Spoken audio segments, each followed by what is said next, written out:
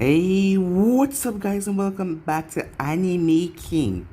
And today I'm going to be giving you part 5 of What If Naruto Was Given a Gift That Will Change Everything. Remember to get this one to 300 likes as usual, share this to all of your friends in your social media platform, and also guys, go ahead and check out the brand new episode of What If Naruto Had a New Dream That Will Change Everything over on Anime King 2. And stay in tune for the rest of the what ifs coming your way, and I hope you guys enjoy each and every one of them. And also guys, remember, if you're new in this or first time hearing my voice and you enjoy the videos on both Anime King and Anime King 2, go ahead and click that red subscribe button and become a part of the Anime King family. And thank you for all of your help and your support. Remember to comment down below and tell me if you're new. I'll be planning talking back to all of you. So yeah, without further ado, what do you say we begin this new episode? Begin the intro.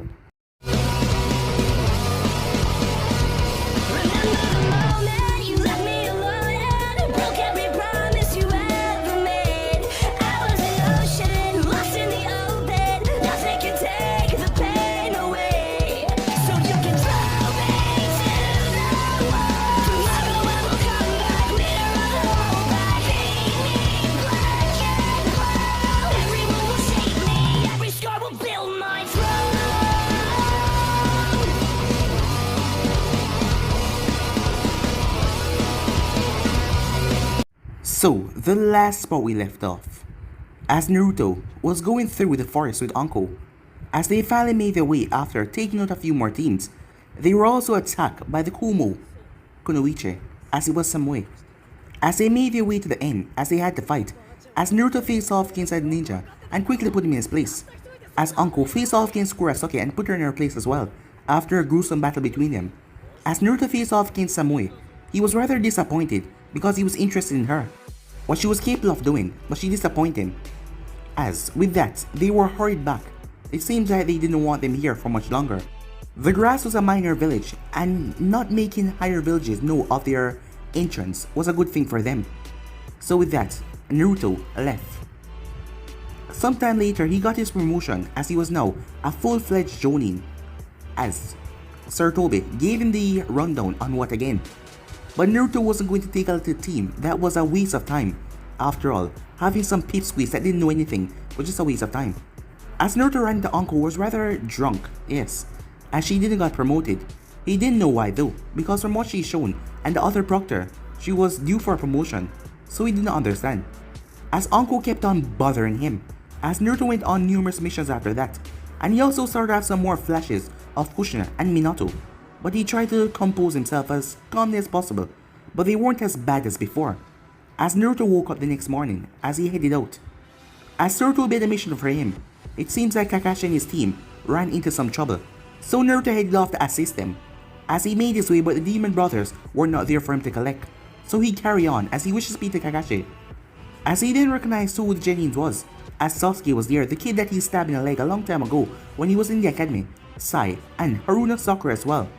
But they couldn't had him talk to Kakashi because their sensei was not in commotion at the moment. So Naruto waited as he waited to go and get something to eat. As Kakashi then came to join him, as the both of them started to talk. Killing Gato was a problem. If he had way over the village completely, it would put a bad representation on Konoha. So Naruto just went around to try and find some tracks of where Zabuza, the demon brothers, and his person of interest went. As he ran into the person numerous times, wearing a hunter named Mask, as he couldn't tell any gender from the person. But the person name was Haku, as they set numerous traps for each other, Haku even showing off ice abilities that rather surprised him, until Naruto got closer and closer until he finally found the entrance towards the hideout. But the week had passed, as when he got there, they were not there, as he realized that Zabuza might have went after Kakashi and his team. If Zabuza was able to subdue him once without Haku there, he will do it again, as Naruto quickly made his way to join them on the bridge. So yeah guys, so basically that's where we left off. You guys can switch across to the place and check it out for yourself. So what do you say begin this new episode? When Naruto finally reached the bridge, as a thick fog had settled over it, as he heard fighting inside, he softened his footsteps and calmed his breathing as he made his way in. He was reckless, not stupid, and he was wary of Zabuza's silent killing technique that he was known of. Hopefully his fight with Kakashi as he would assume that the both of them had taken upon themselves to fight each other, was keeping him occupied. He was right as he sneaked upon both of them. Neither of them expected company beyond their aides of Jennings or Hako. Suddenly, a massive wave of chains exploded outwards. As it burst out of the mist like some machine explosion, both of them were bound and raised in the air. Hello, said Naruto as he stepped out of the mist, getting a highly confused and murderous glare from Kakashi and Zabuza. Sorta ain't true, I was just wondering if either of you knew where Gozu or Miyazu was. Both of them blinked in surprise, ceasing their struggling for a moment. What the hell is this? Let me go, brat, or I'll carve off your head from your body and everything else that goes along with it, said Zabuza as he struggled against the chains, as Naruto could feel the man trying to overwhelm his chains. As Naruto pointed the chains at his vital areas, heart, neck, as Zabuza just glared at him as he saw the pointy edge of the chains and seeing how this brat could control them at a whim. Why would I care where those two idiots are? They're probably out eating something in town. I would never bring them to a self-respected fight. They're more likely to get in the way of my blade than be any actual help, Zabuza admitted as he wondered why the boy hadn't struck yet. Naruto, Kakashi said, as at least he didn't have chains pointed at his vital areas. Why, am I bound as well? As he noticed that Naruto didn't seem to be in the best of moves right now, so he was rather nervous that his chains were a bit tight. Because you would just attack Zabuza and kill him, and I would never get the answer I needed. And also, this is your fight. I'm not gonna just swoop in and save you or take away your battle. I may be a murderous, sociopathic Jinchuriki, but I do have manners, you know. His tone was like it was the most obvious thing in the world. But I know Zabuza was more cautious, bound by a clearly unstable, powerful opponent. But Naruto placed the both of them down. Considering that Zabuza doesn't have the information I need, I guess I have to go elsewhere. As the chains rattle and fly back into his body. As he headed back into the mist. That kid ain't right in the head, says Zabuza, as he spin and block a strike from Kakashi. You have no idea, said Kakashi, as the both of them start the battle again. As Naruto made his way through the fog, drawn to the sounds of others fighting, Sakura, off to the side of the bridge pillar, Naruto didn't make any effort to know his name, was ignored. The further he got from two of their fighting, the thinner the mist came, as he came upon a large dome that was made from ice. Haku. Naruto grinned as he stepped forward, but he caught sight of the two boys battling for their life inside. Senbons stick out from their bodies, and there was a lot on the ground as well.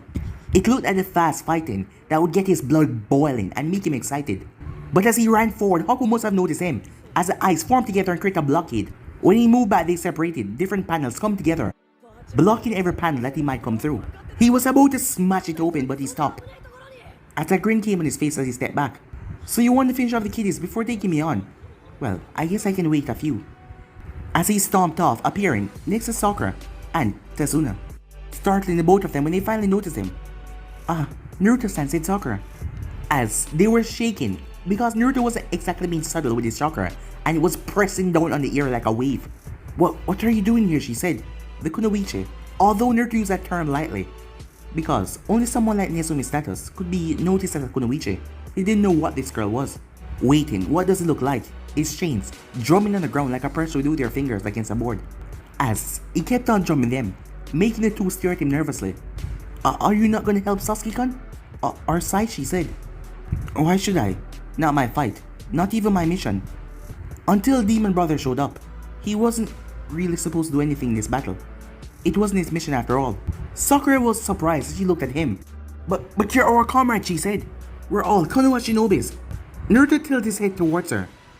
Your comrades? As his tone was cold, that made her chill. I didn't even know about them until this week. You think that made me feel obligated to do anything? But, Sakura didn't know what to say. She was taught that Konoha was built on the will of fire, trusting teammates, and teamwork. But, if Naruto did not believe in that, could she really convince him? If you care so much, then why are you standing around here? Naruto asked, as he saw the Uchiha get pampered by a bunch of Senbon needles. He knew that feeling and it wasn't pleasant. As Sakura looked back at Tazuna, someone need to protect the client, she said, or asked. Her voice was uncertain under Naruto's cold gaze. From what, said Naruto, both enemies are engaged. Joining in will only hasten their defeat. Either way, if you win, the bridge builder survived, or either way, your teammates lose and you also die. After all, if Sakura, Sai, and Kakashi fail, What hope did she have of holding them off anyway? If she joined and they still lost, then there was never any hope of success to begin with. Tazuna jerk as a chain. Poke him right in the chest, if it helps. I can push him over the bridge. He will be a lot safer. As he glanced over, if a bit roughed up. As he knew that he would be a bit harsh, but no one in Anvu was this feeble like her. So it's been a long while since he had some fun. If they were in real danger, he would step in. Because he wouldn't want to deal with the trouble of being there and not doing anything. And the all sort of backlash from that. After all, he was a Jonin now. Responsibilities and all. But he knew Haku. During their chases, Haku never went for a kill shot. Only tried to incapacitate him. Zabuza was a totally different story. But that was a bridge to cross later. No, Sakura says she grabbed the chain to keep away from Tazuna. But its sharp edges stabbing her palm. As Naruto removed the chain. As Sakura stood there, not knowing what to do until a sound of 1,000 birds chirping could be heard. As everyone turned as the mist around Zabuza and Kakashi fight started to clear away. Zabuza was being held down by some buried dogs. His body was slashed and bruised. Kakashi didn't look all that much better, but the source of the noise was a jutsu from him. As Naruto only heard about that jutsu in Anvu, hush whispers, arcs of electricity generated from the man's hands as it kicked all around dangerously, striking violently. Kakashi dashed forward, ready to strike right through Zabuza. The air in front of Zabuza glittered for a moment as a panel of ice formed. It was a mirror. Zabuza's eyes widened as Haku came from the mirror. Lightning! Kakashi's eyes widened. As his momentum, he couldn't stop himself. He couldn't have stopped if he wanted to. There was no time to discharge a large amount of energy in his hand without hurting himself. Blade. As that last moment, there was Haku closed his eyes behind his mask. Something wrapped around his neck. Haku was yanked away as the lightning blade tear right through the plank of ice mirror. But Zabuza has gotten enough time to twist his body. It didn't tear through his heart as it tear into his right lung. It was still a deadly wound, but it was not an instant wound. This gave him enough time as he raised his large blade over his head to kill Kakashi. Good fight, Hatake. As he was about to bring it down, but his hands lost focus and tilted to the other side. As it collapsed and hit the floor, he slipped right off Kakashi's hand as he dropped to his knees. As his body jerked less and less, as there was silence on the bridge, until Zabuza-sama! A piercing cry could be heard as Haku collapsed, mask distorted to one side so the tears could be seen. He clawed at the chain around his neck but couldn't break free, until Naruto forced to uncoil. As he rushed forward as quickly as possible, as he dropped at Zabuza. But Zabuza's eyes were empty. His life already been stripped away. His heart had stopped and there was nothing no one could do, even if he were the world's best medic. Are you angry? Naruto said. His face looking rather neutral as Kakashi had turned back. As he was going to check over his students, he saw Naruto was talking to Haku, staring at the kid, even if the Senmon user did not look up. Do you want revenge? Naruto asked as he stepped forward, as Haku's shoulders were shaking. As Haku was crying, but the tears seemed to be subsiding as Naruto approached. I've been told it's like a flame in your chest. Apparently it just grew and grew and grew, until you want to let it out and burn everything with it. By now Haku had stopped shaking, tears dripping down his face. Come on, burn me with it, said Naruto. As Haku didn't say anything else. Come on, said Naruto as his chains whipped around and tear into the concrete. Come on, he says, Haku hands clenched. As the ice user made a chance to stand up. Come on, come on, come on, come on, he shouted, as he got strange look from the members of Team 7. As Haku once again tried to get to his feet. Your master is dead, killed by Konoha Shinobi. As Naruto missed Kakashi pain wins when he said that, but Naruto didn't really care. Come on, burn me with it. Burn me with that hate. Let me feel it, damn it, he shouted. As Haku rose to his feet, as his hair was shuddering in his eyes. As Haku looked up as Naruto saw pure hatred. But then, in an instant, the hatred was gone. As Haku sank back down to his knees. No, said Naruto as the chains would throw and strike Haku in the cheek, as he was sent sailing across the bridge. But he just stayed there. He was still conscious, but he seemed dead to the world, just staring ahead. Another chain shot forward, but Kakashi blocked it. Naruto could have shrugged him off and continued, because the man just came out of a dangerous fight and didn't have the strength to keep up with him. But another look across at Haku's lifeless form. He spit to his side, as he allowed his chain to retract into his body. Whatever, said Naruto. Kakashi just felt happy that Naruto did not take his frustration out on him or his team. But then something glorious came to make him release all of his stress, Gato, and a large number of bandits. As a silent laughter started to be heard from Naruto. As he snapped his head up, the bandits saw it and took a step back until he went wild. By the time he released all of his anger, bandits' body were torn apart. They either threw themselves off the bridge to get away, or they either got slashed in half and torn to pieces by Naruto. By the time they returned back to Kazuna's house, with Haku as well, who was unresponsive, Naruto wasn't really that angry anymore. Time skip. The atmosphere inside the Kazuna's house had gone tense. The only thing could be heard was Sakura breathing, as she was rather nervous, and Naruto tapping his finger. As Naruto was perched on the back of a chair, just looking at Haku. Haku looked at the table, eyes on focus. Even when Sai walked across the room and poked Haku, Zabuza, former apprentice, didn't flinch. "So, are you a boy or a girl?" asked Sai. As everyone turned towards him, Sakura slapped him on the back of his head. "Read the room, idiot." The room had been far too tense for someone to do something like that. It was like lighting up a cigarette in a room full of gunpowder. And Naruto was that gunpowder. He hadn't did anything so far, he was just glaring. Sai simply turned towards his female teammate. But I read in a book, it is polite to start up conversations with new acquaintances. If I do not know Haku's gender, I might make some social errors. As he pulled out a small book, from what I understand, there are quite a lot of them, and they are difficult to follow. Yeah, but you don't make a social mistake. Just stop yourself from making a social mistake, you idiot. Anyway, Haku-san is not your acquaintance. He, as Sakura paused, realized that she made the same mistake, as Sasuke smirked over the corner from where he was. "I am a female, Sakura-san," Haku said, her eyes remained unchanged. She seemed so devoid of energy, like something that drained life out of her. I knew that," said Sakura, as she looked back at Sai. "Exactly, as she trailed off. Sensei? Why is Haku-san here? If Zabuza-san is..."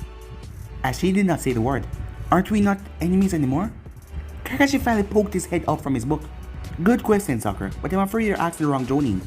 As he returned back to his reading, as Naruto simply scoffed, he was sure that Kakashi would simply make Haku walk away to save him any extra work. "I'm taking her back to Konoha," said Naruto. As Kakashi spoke up, "She isn't, I'm missing in Naruto," he said. "I don't care," said Naruto like he dared someone to defy him. "You can't drag random people back not involved in your mission. That's not how shinobi work." But he let out a perverted giggle at something in his book. "She has shinobi training. That makes her a potential threat," said Naruto. "But she isn't a shinobi or a registered one." As Kakashi had checked over the bingo book and she was in there. "She has a training," said Naruto. "And also she has a bloodline. An extinct one. We aren't Kumo, Naruto. Konoha don't just take in strays with bloodlines, nor do we kidnap people for them." "What about Tenzo?" said Naruto, as the Genins were confused who they were talking about. Tenzo was a special circumstance, and that was for his protection. His bloodline belonged to Konoha. Of course Naruto would know about little Anfu hidden secret. "Well then, I suppose Haku bloodline is a property of Kiri. I could easily make the trip and give her back." As he looked at Kakashi, Kakashi knew exactly what Kiri would do to a bloodline user in the state that they were in. Haku did not react to any of this. She just continued to stare forward, even knowing that going back to Kiri would cause her death. "Haku is her own person. She should make that decision herself," said Kakashi. As he was suddenly wary of Naruto, who simply grinned. Kakashi was not that hard to figure out if you just look underneath. He cared about people. It didn't matter why, but he did. And he would not send Haku off the death sentence that Kiri represented. "In the end, Kakashi-senpai," said Naruto, as he stretched the suffix. "The Hokage left matters of deviation up to my discretion. But if it makes you feel any better, as a chain came from his shoulder and poke Haku right in your shoulder, why don't you say something, Haku? Argue that you want to go off on your own." As he walked off the chair and lifted up her chin and turned her head towards Kakashi. "But Kakashi-san, I don't want to leave." Naruto sat him aside. Naruto moved Haku's jaw while he was saying those words. With Haku's dead, dull eyes, it made for a rather disturbing sight. Kakashi grimaced a bit under his mask, but he couldn't find the inside of him to comment. But the more he looked at Haku, the more he noticed that letting her go right now, on her own, she'll probably be taken or dead by tomorrow. And it'd be worse if the wrong kind of people find her, especially being a young girl her age. "And do you know why she doesn't want to leave us?" Naruto asked. "Because she knows that staying with me is the best shot that she has at revenge." For the brief second, something flickered in her eyes before it died back down. Then why would you want your own Sakura axe? As Naruto turned, he forgot that Jennies were there. Because I wanted to try, he said, as her face dropped back down and released it. As he wanted to see that fire in her eyes again, it just felt uncompleted. But first, I have some business to take care of, said Naruto, as he bopped Haku on the nose. As he grinned. That undisturbed Sakura and Sasuke, the way he just grinned madly as he headed off. Time skip. Miyaizo grinned as he took a bite of the takoyaki in his hand.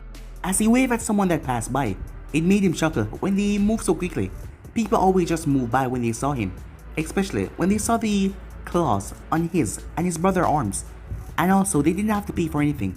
He chuckled as he bit into the small ball again. He really did have a good life, all things considered. Kiri has always looked down on him and his brother anyway, so who needed them? Out here, the only thing they have to worry about is the high-level shinobis, and that was, well, rare. Or Sabusa one day snapping and cutting off their heads. They were lucky that Haku was always here to keep him calm, even if she was a little stuck-up ice queen in the making. He still remembered how she told him and his brother that she was a boy, and that messed up their outlook on life for months. We really do have it good, don't we, Gozu? As he reached for another octopus ball, before his hand grabbed nothing but air. He was about to curse his brother for taking his snacks again, only to turn around and experience pure fear. These are good, said Naruto, as he ate it off one of the chains that he was scored on. Don't you think, Gozu? As Gozu was being tied by the neck by a chain, as he was scrabbling to get free, as he couldn't breathe. What does he know, right, said Naruto.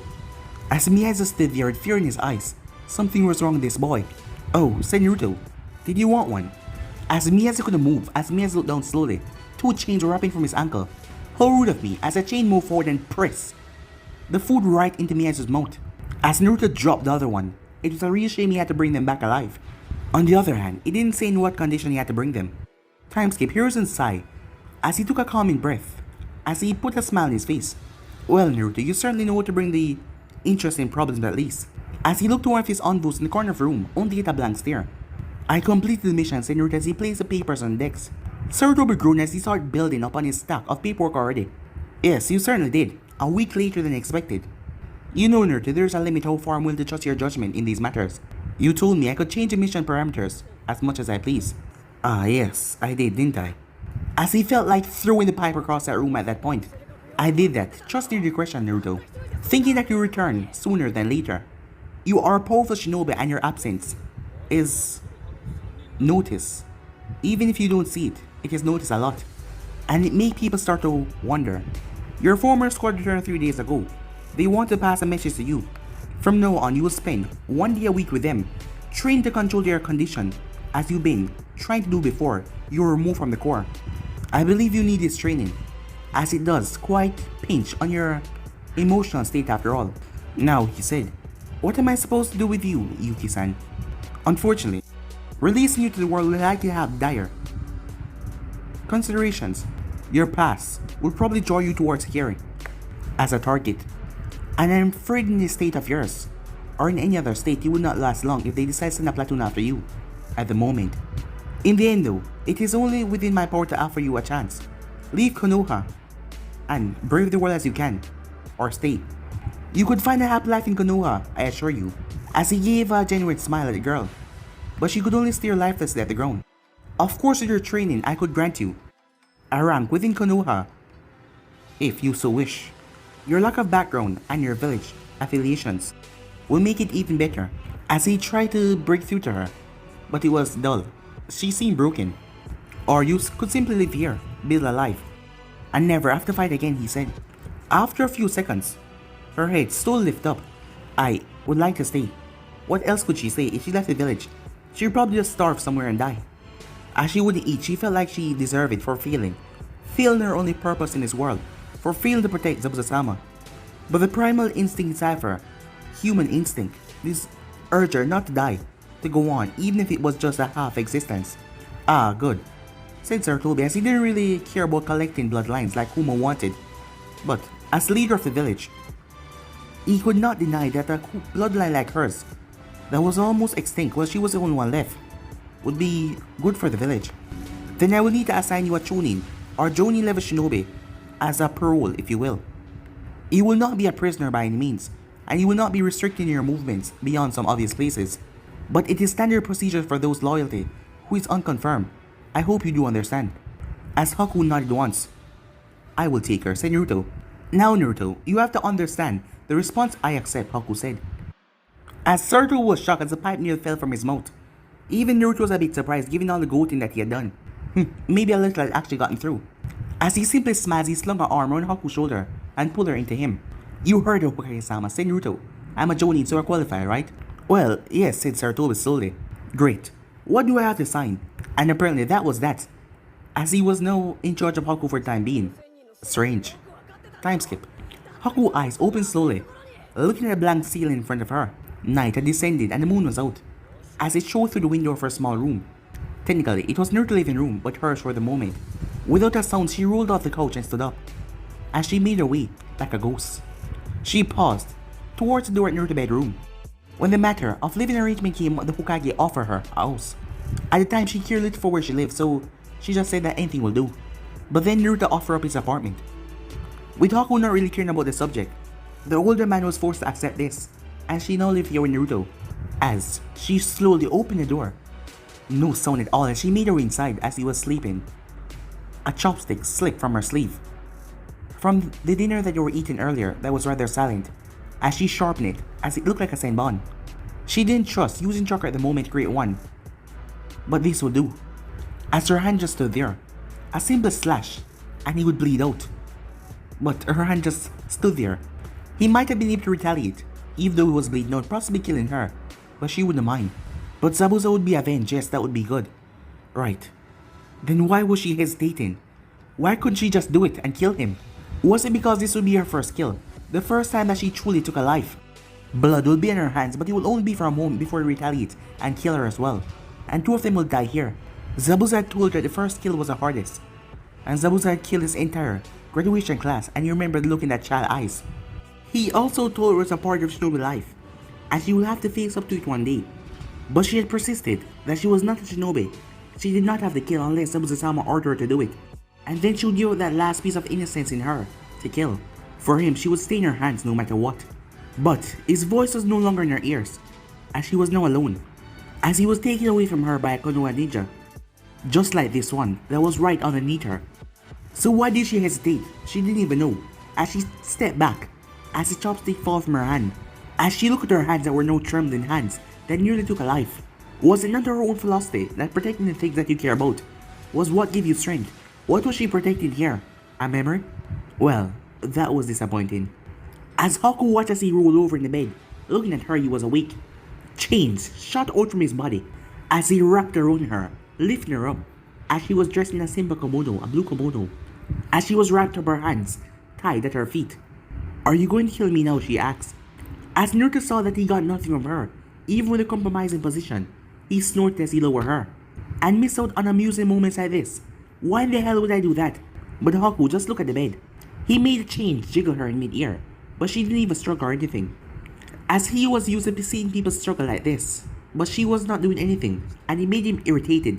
Seriously? Nothing, he asked, as she lifted her head slowly. I am confused why you know such binding techniques. But I do not care, she said. She felt as if she didn't talk, it would make it more painful and more uncomfortable. She may have been not caring about most things right now, but she wasn't a masochist. Well, at least she hoped she wasn't. I have a friend whose life goal was to master every weapon and every way it can be used. That includes chains and ropes. She's always insisted I learn as much as I can. He said in a conversational tone, despite the weird position that they were in. Personally, Naruto believed that Nezumi was a bit of a pervert, despite her always saying that about Teiko. Often, it felt like Kuma was the sane one in the group, and that was really worrying. Kuma? Why, do you like it? Naruto asked as he jiggled her again. My arms are starting to ache, said Haku. Why do you do this? She asked. Why do you keep me? As Naruto unraveled her, but he moved her around in mid-air. Why else? Because it's amusing. As he made her sit cross-legged in mid-air. It was like she was a life-size puppet, because she was not resisting at all. That's it? Amusement? A wimp? She would be a plaything, only there until he found her boring. And then she was alone again when he discarded her. And there's also the fact that you confused me. She looked up at him. Confused? Yeah, I saw some strength in you, and I want to know where it came from. I want to know where it comes from. I want to test it against mine. As he pulled her close to him, as he stared into her eyes for something. My strength? As she drew into herself once again, my strength came from Zabuza-sama. He was my precious person, she said. She had told him this before in one of their conversations with Nami, that true strength came from something you want to protect. But at the time she was dodging his chains, from screwing her. So get something new to care for. I want to see that strength again. As their faces were inches apart. If it was a few days ago she would have blushed at being so close to him. What she did do though was smile tiredly, even though the smile did not reach her eyes. The heart is not so simple you, a feral beast, would not understand. There was a small victory there in her voice as she gazed at him. Sure, it's simple, said Naruto. And that is why you will never be truly strong, Haku said. As Naruto looked at her. What do you know about strength, he said. You were about to kill me earlier as he brought her closer. As they were so incredibly close. But you didn't. It was there though. It was there for a moment before it just vanished. That look in your eyes. Just for a moment, a flicker of light burned inside of you. That wanted to came out. Something that wanted to come to the surface. That wanted to just disregard everything and just get your revenge. Why do you care so much, Haku asked, as he let her go back a bit, not finding what he searched for. Because I don't feel it, he said. I can't feel it. He just couldn't hate anymore physically, and he knew why. There was nothing he cared about. They really hate anything. The villagers. They could rot in hell for all he cared. The demon in his stomach, he enjoyed using the chakra too much to hate the thing. I want to feel something, said Naruto. As there was a heavy silence. You are truly broken, aren't you, Haku said. The very twinge of emotion in her voice since I was his death, and it was pity for him. Pity for the hollow beast in front of her that couldn't even experience feeling. Emotions. She couldn't even see the scorn in herself. To see him as a person, to see him as Konoha, who took away her master. Pity wasn't what Naruto was looking for. As Haku was thrown back and smashed through the door as she landed right on the couch. As he tipped over from her weight as she was slopped over to the other side. By the time she picked herself up, holding on to her ribs, but she didn't cry in pain or anything. Naruto was there. His hand was twitching. He didn't move or anything though.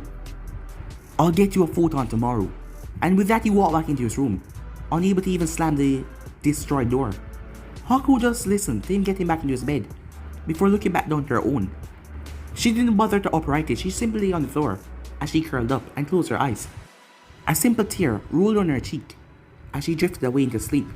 Time skip, things remained awkward between them. True to his words, he did get her a photon, but it mostly remained unused.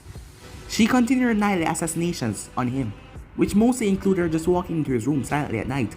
Sometimes she held a weapon, sometimes she made one from ice when she thought he wasn't looking. But eventually she just stayed there and watched him, as he got bored and just threw her out. One time though, she just walked in there, as she didn't have any weapons or anything.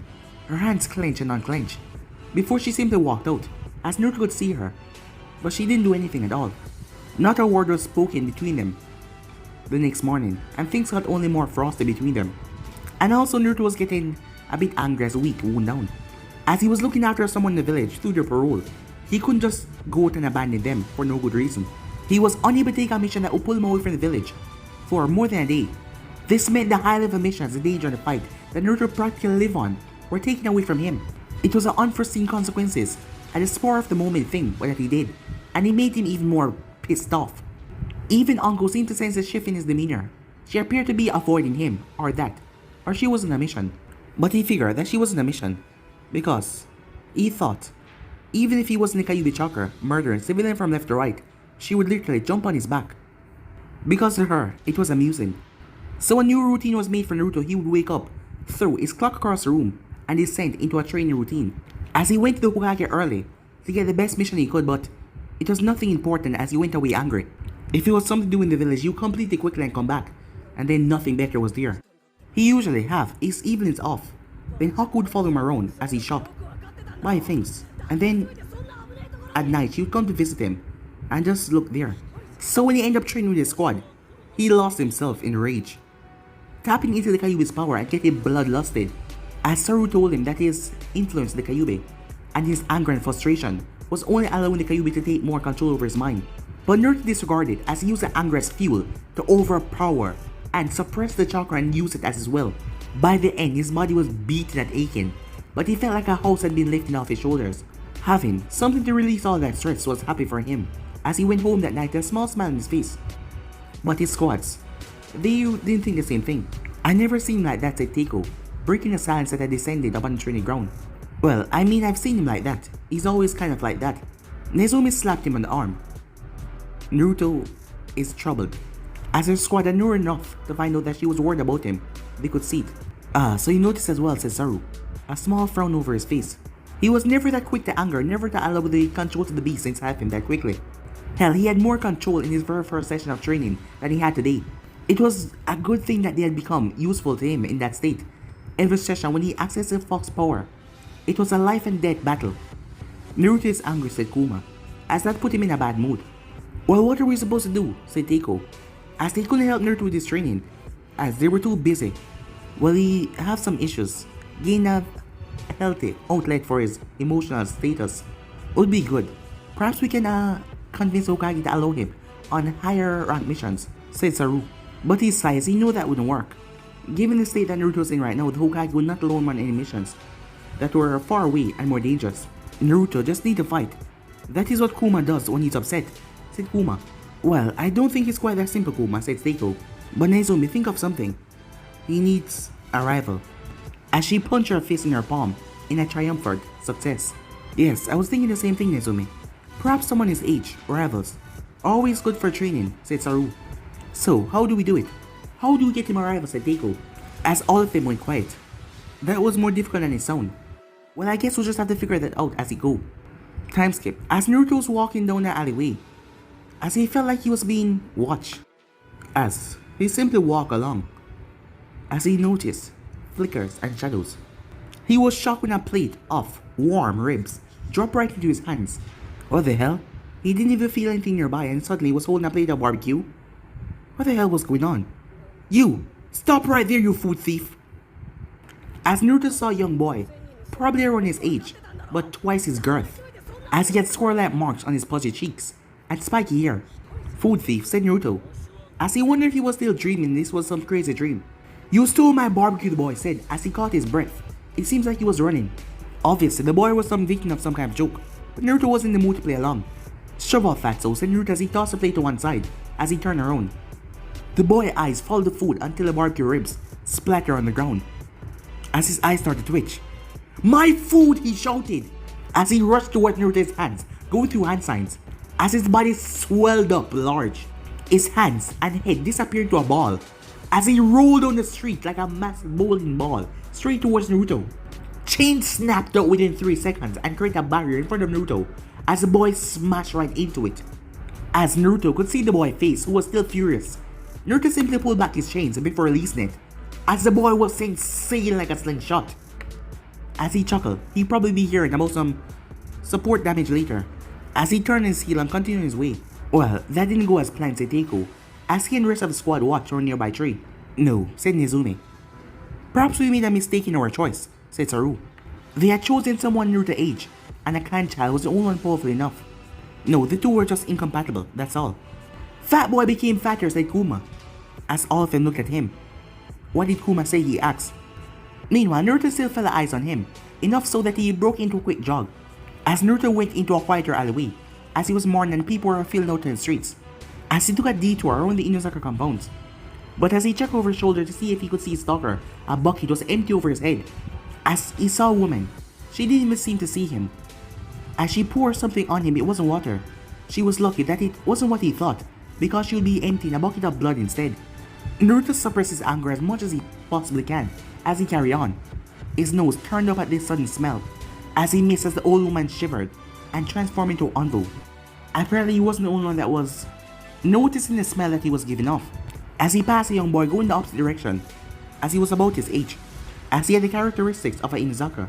That was unsurprising since that he was at the Inuzaka compound. But it was a small white dog in his jacket that took offense, as he started to bark at Naruto. "What's wrong, Akamaru?" The boy then cringed as the smell hit him as well, as it then turned to a scowl as he looked over at Naruto. "Who the hell are you looking at, shrimp?" the boy said. As Naruto looked towards him, "What the hell do you call me, mutt?" As Naruto was getting pissed first, the fat kid, "I know this. Was there something wrong with people in his own age group?" You heard me, Shorty. Then Yuzaka said, taking a step forward, despite the dangerous vibes Naruto was setting off, and Yuzaka was too bold. Call me short. One more time, said Naruto, as a wicked grin came on his face. Then Yuzaka seemed to realize what was going on as he started to back away, but Akamaru barked, and he stepped forward and waved. What are you gonna do, short? He never got to finish his sentence, chains wrapped around his legs, as he was thrown and smashed into the wall of the Inzoka compound. As Naruto grinned as he walked away, well, that wouldn't kill him, although he would be in some pain. Maybe some older Inazaka would try to take some revenge on him. That could be fun. Okay, no, I was sure that was going to work, said Deiko, as he watched Kiba being pried off the wall by his laughing mother, as he was making sure to stay around a bit to see if the kid was okay, as he knew how vicious the boy mother was.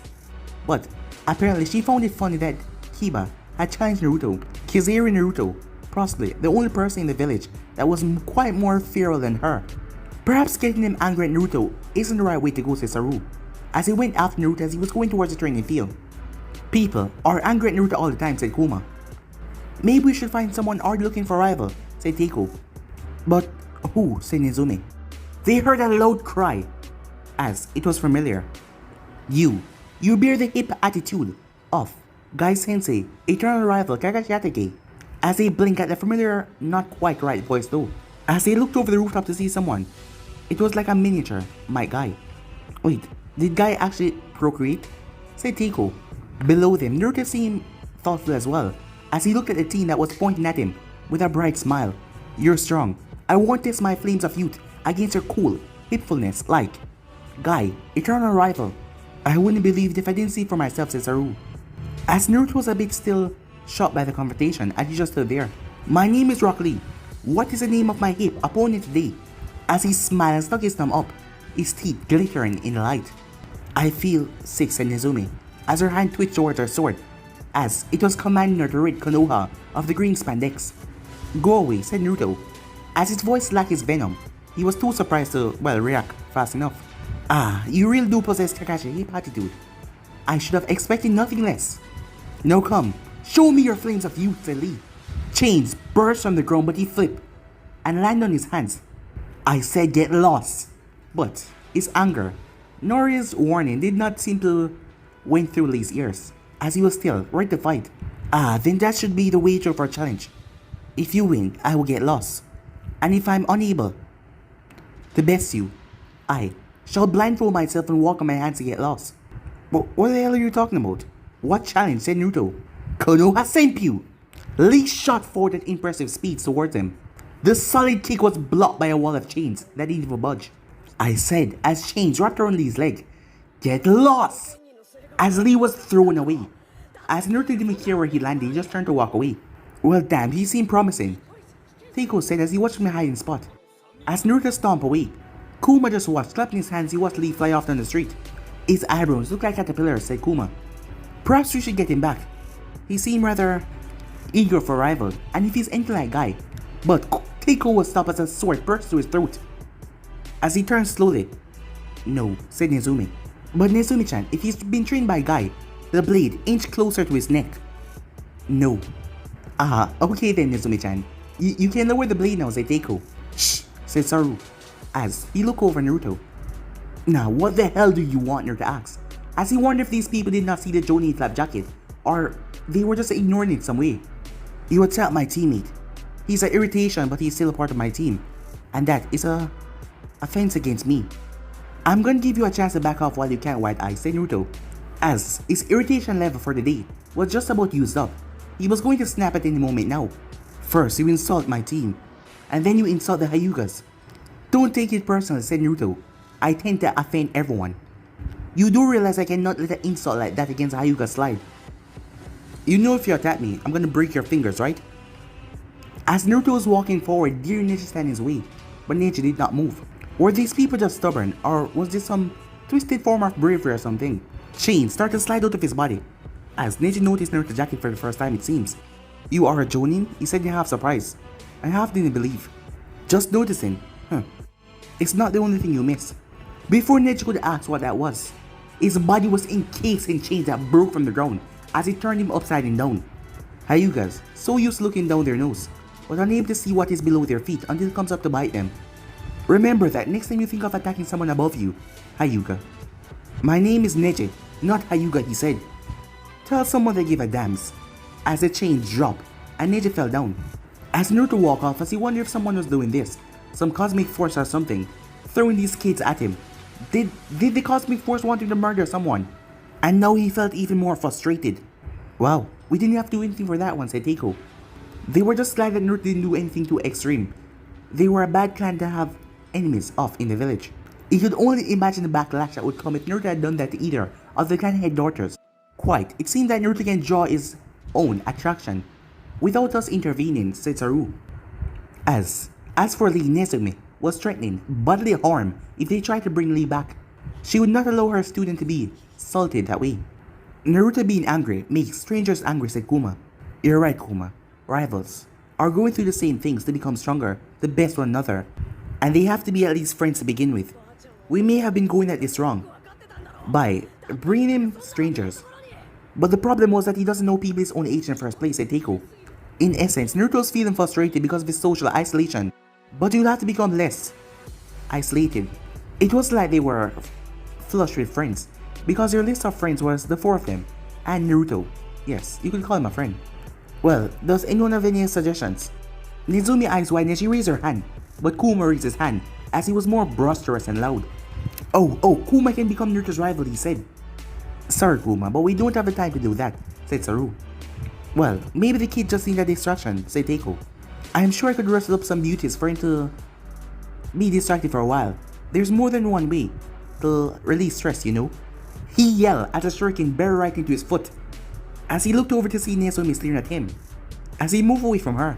Oh, as helpful as that sounds, Teiko, I think a different approach would be better, said Saru, as Nezumi raised her hand again, but her being too quiet was playing against her, as she went unnoticed. I think we should do this tomorrow. We should get some rest anyway. More missions in the morning, you know. As he get a round of nods in the meals, as they all flicker away. As Nezumi stood there, maybe she should have said something. As she looked back down at where Naruto was. Time skip. As Naruto was lying down in the grass. As he was exhausted, he pushed himself a bit harder today. He just wanted things back to where they were, when things were simple and he had his team. No personal responsibilities. Where he didn't have to think about anything else. Where he could just have his team, no goddamn flashbacks. Waste of lately. As he cursed to himself. Suddenly, something dropped down. Nezumi, he said, as he turned as she was in a tree. As she was just sitting there looking at him. As she wasn't wearing her mask. As he saw her dark eyes and her zigzag eyebrows. You are getting better at that, she said. Just hearing Nezumi speak like she always did reminded him of better times. It was familiar and comforting. God help anyone who tried to take that away from him. Huh. He wondered where that thought came from. You seem troubled, she said, quieter this time. I'm fine, said Naruto. It was so hard to lie to her, because she herself was straightforward in everything that she did. You are troubled, she said. As Naruto scowled, so what? It doesn't matter if I am. Talking about his feelings was never a strong suit. It matters to me. It matters to us. Am I going soft, said Naruto, as he looked at her. I feel like outside of Anpu, I'm losing my edge. I'm losing who I am. You cannot lose who you are, she said. It may change, but you are you. Naruto was surprised as she spoke fast for the first time, and her words did strike something within him. But I just feel so useless right now, my stupid, repetitive, unchallenging missions, he said. I don't want to change. Even today, these stupid brats came up and challenged me. A small blush came on her face, her eyes glanced away for a moment. But Naruto missed it, and all I did was rough them up a bit. I didn't even maim any of them. I was never like that when I was in Anvu, when I was with you guys. You miss Anvu? Nezumi said. Most left Anvu with relief. It was not really a good feel for any shinobis. Of course I do, said Naruto without hesitation. As Nezumi smiled. And I'm just so damn frustrated all the time, he said. You need an outlet. I once felt the same inside Anvu. Stagnant. I felt like my abilities was stagnant. Like my abilities would not increase. It made me feel like an outsider. As her eyes narrowed down slightly. Even amongst Anvu, she was considered a freak. She was unnaturally silent. What changed? Naruto asked, as he had calmed down a bit. You, she said. Teaching you, it helped me put my skills in perspective. It helped me grow. As the blush returned, and it made me feel less alone. She had her teammates of course, but they were very professional with her until Naruto got to the team. He was like an icebreaker as he allowed the group to bond together. Teaching? Naruto couldn't imagine himself as a teacher. But that was exactly what his squad's mate had done, and they were the people that he respected. As Nezumi placed her mask back on once again, I hope this helped, she said, as she was gone. Yeah, I think it did, he thought to himself, as he just stared at the part where she was now gone. Time skip. As Naruto jumped out of bed, as he dropped to the ground, as he was tangled up in his sheets, as he looked around. This has been happening for the past week, as he was sweating, memories coming into him in his dream, and they felt so real.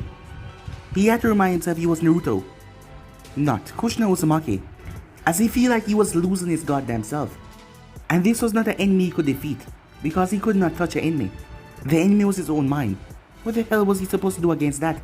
His teammates that had done all they could, and it was only a preventive measure. He stood back up and made his way through his bathroom, as he didn't care that Haku was looking at him, peeping from her futon, as Naruto wanted to puke, because what he just witnessed was the thing that he never ever wanted to witness. A dream that he hated to see, something that he never wanted to come. A dream about sex. Of course he knew what sex was, but he was witnessing it from the wrong perspective. After all, in this, he was his mother, and he felt like he wanted to puke, just even thinking about it. As he turned on the bathroom light, when his eyes adjusted, he caught his face in the mirror, but in a split second he saw Minato there. As it made, all that image in his mind came back as he started to puke in the sink. Damn it, he cursed to himself. As Naruto then caught sight of something. Crimson. As is here, red. Yes, he knew better than to rip it out, because when he did, two would just come back. As if it wasn't bad enough, he was being transformed in his own mind. It was happening to him. His hand came up and smashed into the mirror, breaking it. The sharp pain of the mirror stabbing into his hand wake him up a bit. Naruto-san. Haku's voice caused him to turn, but he wiped away his mouth first. What? He said, as Haku was standing there, looking a bit curious. He wanted to look away, he felt vulnerable, and he couldn't be allowed to see this way. As chains retracted from his skin, Haku looked at them, but she stepped forward. You had another nightmare. I don't have nightmares, he said. He wasn't sure he was trying to convince Haku or himself, even though his mind kept on throwing images towards him, sex from a female perspective, which made him want to puke once again. I don't have nightmares, said Naruto, cutting her off, as the chains clicked behind him. As he stood there, he noticed that she was wearing a thin kimono that only went to her mid-thigh. None of her wrappings or bindings were there, and her gender could be seen. You, he said, as she took a step back. You're a girl, he said. Haku was weary as she took a step back. As he repeated himself once again, you're a girl, as he seemed to be talking to himself more than her. As a chain lashed out and ripped the front part of her kimono, as it was loosened instantly. She instantly drew it back together with her hands, her eyes becoming frightful. Naruto-san, what? But she was cut off as a chain hit her in the stomach, as she fell over the couch. By the time she looked up, he was already there, chains pinning her on her arms, as chains tore her kimono to pieces, leaving nothing but flesh there. Through it all, his eyes seemed just analyzing and watching. When all was said and done though, he simply paused, not doing anything. As Haku was there, completely naked, he gulped as he watched Haku's chest rising and falling. The chain quickly removed from her wrists. As her head was turned to the left, her eyes shut. As he took a quick step back as she did not move. As the final drop though, when he saw a single tear drop from her eye, as he stepped back even more. Haku slowly opened her eyes as she realized nothing else was happening. Did you find what you were searching for? She asked, her voice muted and dull, as she still did not move. As Naruto smashed through the window and ran off. As he couldn't take it anymore, he just went off, despite he was in nothing but his on-full trousers. As Haku just lay there on the floor. But guys, be in subscribe right here. If you want the next part of this, what to do, like, subscribe, comment down below, and turn on that bell notifications they posted. And also guys, go ahead and check out the brand new episode of What If Naruto Had a New Dream that will change everything on Anime King 2, and enjoy that guys. And also remember, if you're new and this is the first time you hear my voice and you enjoy the videos on both Anime King and Anime King 2, go ahead and click that red subscribe button and become a part of the Anime King family. And thank you for all of your help and support. Remember to comment down below and tell me if you're new. I'll be replying and talking back to all of you. And also guys, Stay in tune for What If Naruto was transported to the Just League world over on Anime King 2, and I hope you guys do enjoy. And yeah, without further ado, I'm out for now. See you guys soon. Peace.